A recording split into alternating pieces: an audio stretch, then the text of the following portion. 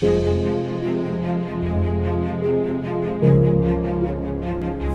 오늘 말씀 제목은 유다는 다말에게서입니다. 따라서 합니다. 유다는 다말에게서.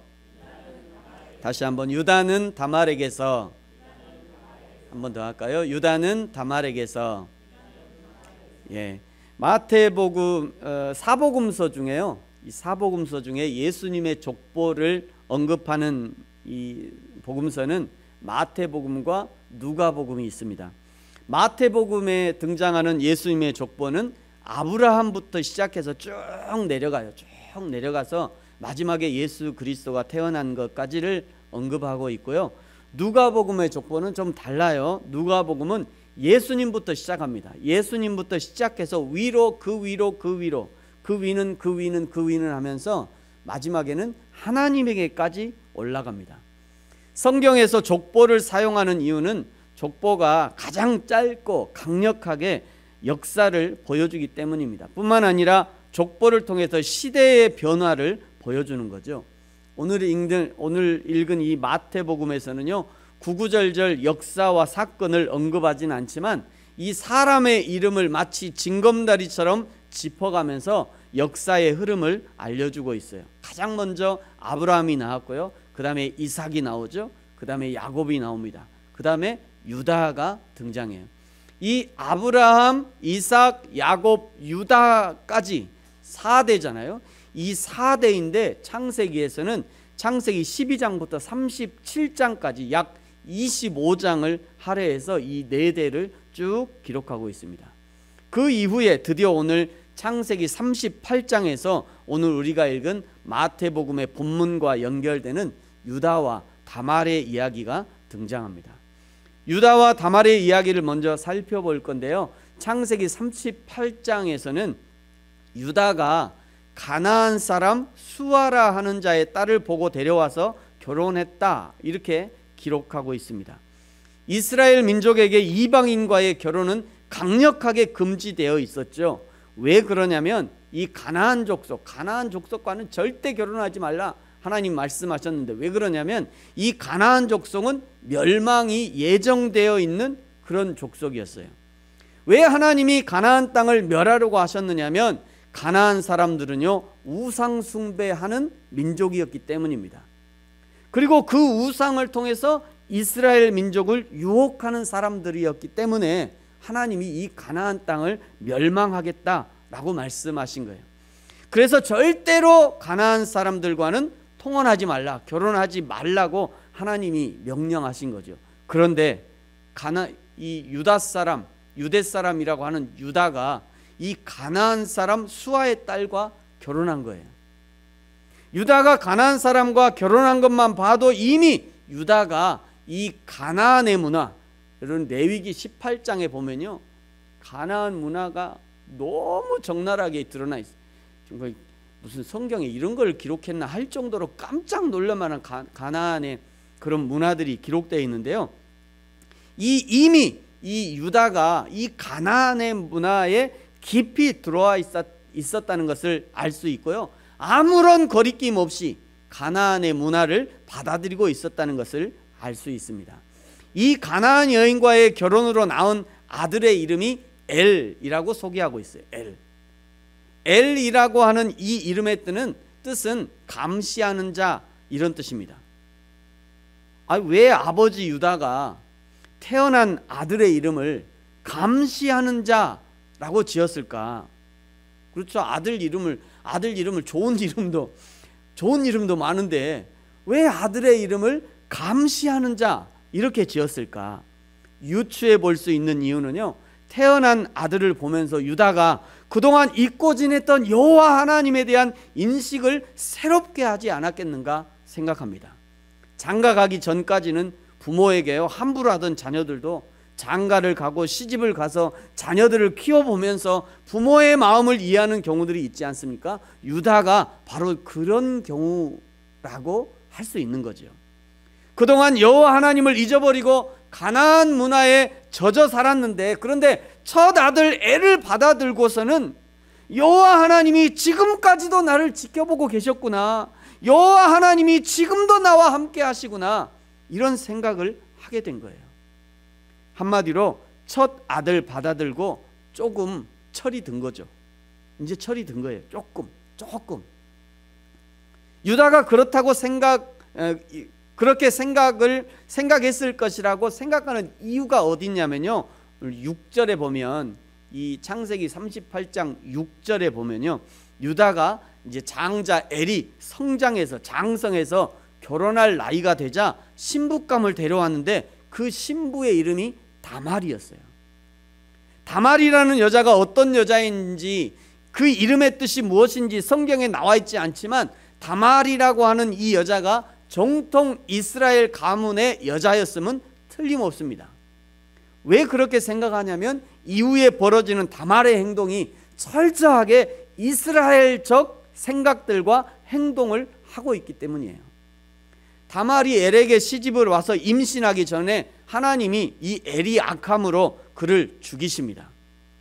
엘이 어떤 부분에서 악한지도 성경에 나와 있지 않아요. 엘이 어떻게 행동했는지 성경에 나와 있지 않지만 우리는 전후의 상황을 통해서 유추해 볼 수 있어요. 가장 확실하게 알 수 있는 것은 엘의 어머니가 어느 나라 사람이었다고요? 가나안 사람이었어요. 엘의 어머니가 가나안 사람이었다는 거예요.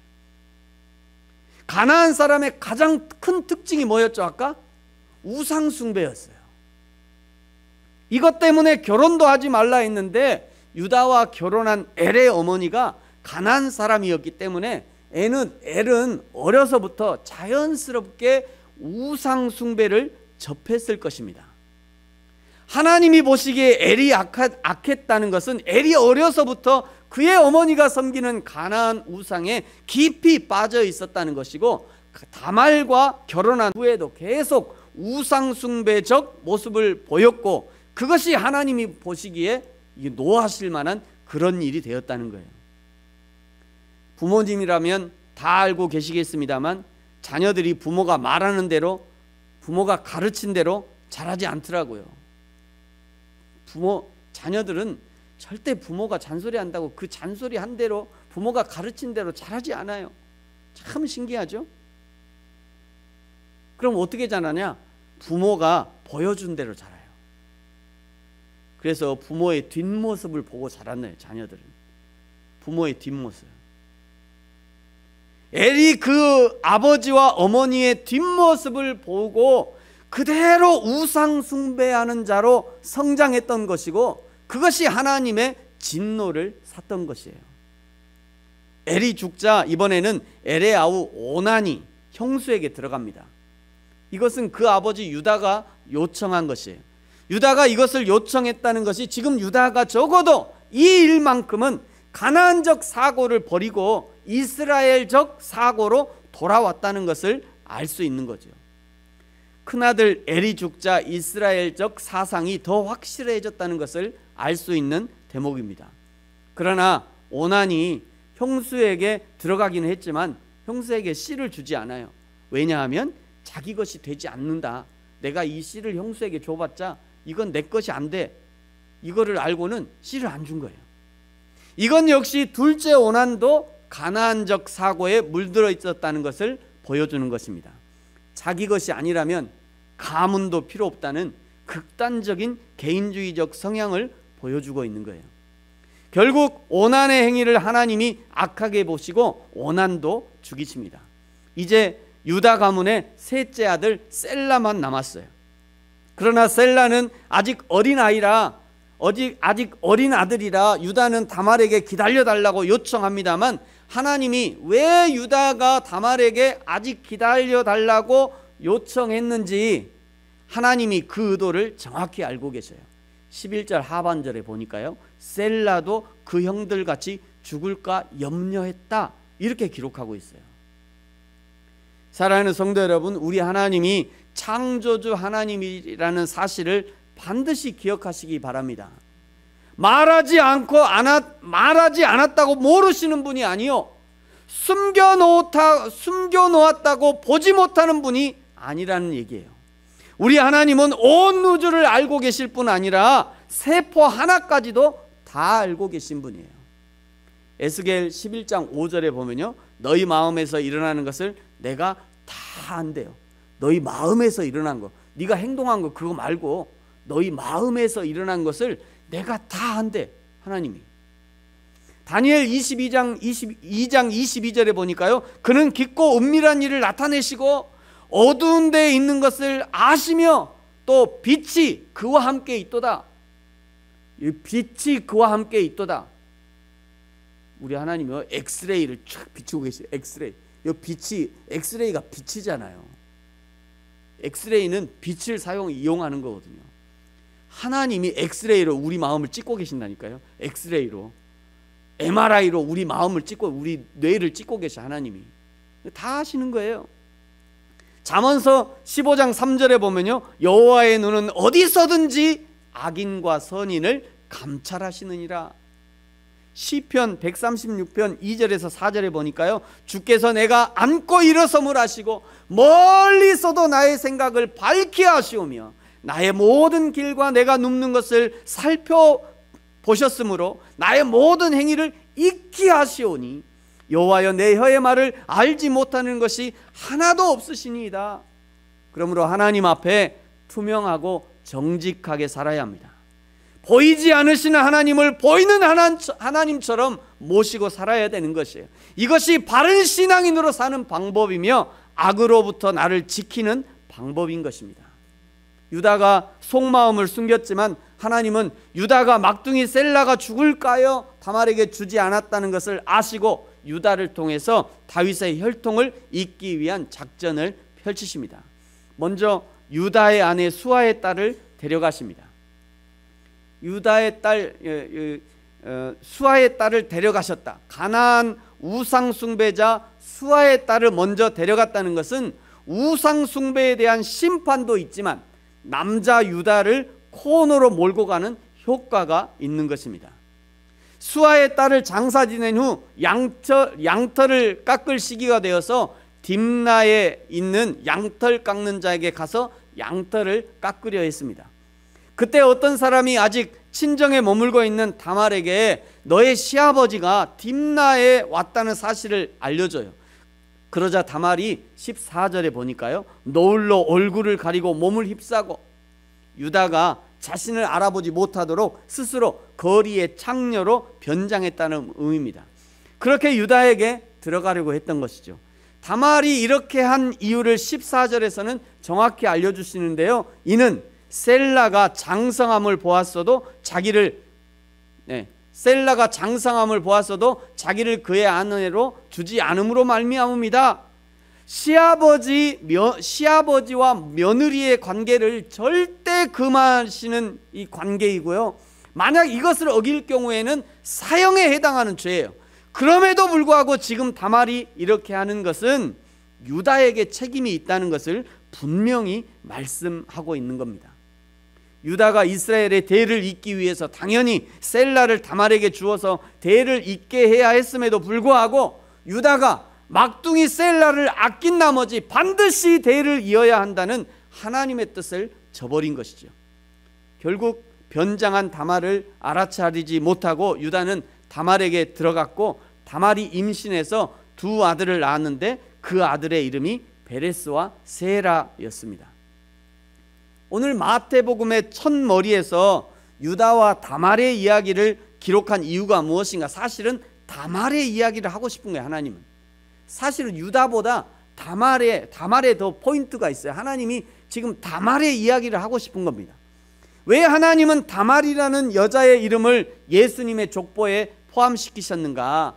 다말의 이야기를 통해서 우리에게 알려주고자 하시는 이야기가, 메시지가 과연 무엇인가? 첫째는요, 하나님의 역사는 결코 사람들의 생각으로 막을 수 없다는 것입니다. 유다는 자기 막둥이 죽이지 않으려고 막둥이 셀라를 다말에게 보내지 않았습니다. 눈앞에 자기 아들 지키고자 하는 마음에 가문의 대가 끊기는, 예수님의 족보가 끊어지게 하는 위험에 몰아놓고 있는 거예요. 둘째 원한도 자기의 것이 되지 않는다는 생각에 땅에 설정하는 죄를 짓고 맙니다. 그렇다고 해서 대가 끊겼는가? 결코 그렇지 않다는 거예요. 하나님이 늙은 시아버지 유다를 통해서 기필코 그 대를 이어가시는 거죠. 여러분, 우리도 하나님의 일을 할 때 내가 하지 않으면 하나님의 일이 안 될걸? 내가 헌신하지 않으면 쉽지 않을걸? 나 때문에 교회가, 선교회가, 공동체가 이만큼 유지되고 이만큼 발전할 수 있었지, 이런 생각하지 않는 것이 좋습니다. 왜냐하면 하나님은 하나님의 영광을 위해서 저 돌들로도 찬양하게 하시는 그런 분이셔요. 예수님을 잉태했던 마리아가, 처녀가 결혼하기 전에 잉태가 되었으니 이 길거리에서 돌에 맞아 죽어도 변명할 여지가 없는 그런 일이 벌어진 겁니다. 그러나 하나님은 꿈에 요셉에게 나타나서 마리아를 데려오도록 마리아를 보호해 주십니다. 공생의 3년 끝에요, 예수님이 십자가에 달려 돌아가셨으니 이제 인류 구원을 위해 오신 예수님이 실패한 것인가? 아니요, 그 예수님의 십자가 죽음이야말로 인류 구원을 위한 첫 단추가 되었던 것이고요, 예수님이 부활하심으로 사단 마귀의 방해는 깨어지고 하나님의 구원 계획이 승리하였음을 만천하에 드러내게 되는 거예요. 사랑하는 성도 여러분, 하나님 앞에서 어떤 실패를 경험하고 계십니까? 내 생각, 내 계획대로 되지 않는 어떤 일이 있습니까? 코로나로 인해 교회가 이렇게 어렵게 될 줄은 꿈에도 생각하지 못했을 것입니다. 그렇다고 해서 하나님의 나라가 이 땅에 오게 하는 이 일은 실패했습니까? 아니요, 그러지 않더라고요. 오히려 성도들의 신앙이 더 단단해지고 더 뜨거워지고 교회는 더 교회의 본질에 가까워지는 놀라운 일들이 벌어지고 있어요. 이게 실제입니다. 제가 이 교제하는 많은 목사님들이요, 대부분 그런 얘기예요. 이 코로나 때문에 어려워, 힘들어, 그 얘기 잘 안 해요, 목사님들이. 이 코로나 때문에 우리가 제대로 해왔나? 우리 지금 목회를 제대로 하고 있나? 대부분 이거를 얘기해요. 신기하죠? 목사님들 교회 어려워요. 큰 교회는 더 어렵고요, 조그만 교회도 어렵고. 그런데 목사님들 만나서 이게 교제해 보면요, 대부분 그 얘기를 합니다. 우리가 지금 목회를 제대로 하고 있는가? 제가 만나는 목사님들 다 거의 대부분 그래요. 우리가 지금까지 제대로 하고 있나? 한국 교회가 제대로 하고 있었나? 참 신기해요. 참 신기해. 하나님이 이 일들을 벌려놓으신 거예요. 지금 이것이 하나님이 하시는 일입니다. 인간의 생각들이 무너질 때 오히려 하나님의 일은 더욱 강력하게 이루어져 가는 것입니다. 유다와 다말의 사건을 통해서 말씀하시는 것은 무엇인가? 두 번째는요, 하나님의 사명에 충실한 사람을 통해서 하나님의 일이 이루어진다는 것입니다. 유다는 하나님의 일에는 관심이 없는 사람이었어요. 그 어머니와 아버지를 닮은 첫째 엘도 관심이 없었고, 둘째 오난도 관심이 없었고, 그 어린 셀라도 관심이 없었어요. 셀라가 관심이 없었다는 얘기는 없죠. 근데 셀라도 관심 없었음이 뻔해요. 왜요? 자기가 장성해서 아버지 나 가야 되는 거 아니요? 이렇게 얘기해야지. 얘기 안 하잖아요. 아버지가 가지 말라 말 안 하니까 입 꽉 다물고 있잖아요. 셀라도. 그러니까 다 마찬가지. 그 집안 사람들이 다 마찬가지라는 거예요. 그러나 며느리 다말은 달랐습니다. 다말은 어떻게든 유다 가문의 대를 이어야 한다는 사명으로 충만한 사람이었다는 거예요.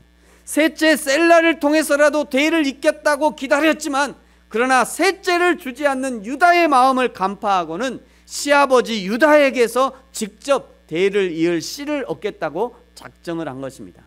이스라엘의 문화를 모르는 사람에게는 다말 그 여자, 근친상간의 장녀에 온갖 더러운 말로 쏘아붙일 수 있을지도 모르겠습니다만, 그러나 하나님 편에서 보면 이 다말이야말로 이스라엘 사람 유다에게서 발견하지 못했던 하나님의 사명에 충실하고자 하는 참된 충성된 사람이었다는 것을 알 수 있습니다.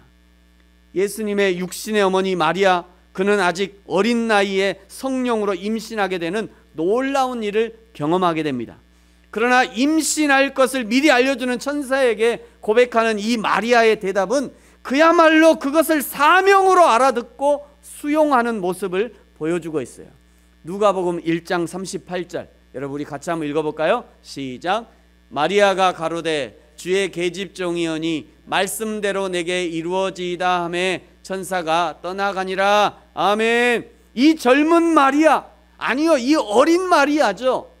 당시에 마리아가 몇 살 정도 됐을까? 어떤 문헌에는요 약 12세에서 14세 정도 됐을 것이다. 12세, 14세. 12에서 14세면 초등학교 6학년에서 중학교 한 1, 2학년 정도 되는 그런 나이잖아요. 그때 당시에는 그 정도의 시집을 갔다는 거예요. 그때 당시에는. 어떤 문헌에는 그렇게 얘기해요. 또 어떤 문헌에는요, 이 요셉, 마리아의 남편 요셉이 몇 살 정도, 요셉이 한 40세 정도 됐을 것이다. 그러니까 완전히 노총각인 거죠. 노총각. 그렇게 문헌에 그런 기록들이 있어요. 이 젊은 마리아가 말이죠, 이 젊은 마리아, 어린 마리아가 어쩌면 이렇게도 담대하게 대답할 수 있단 말인가.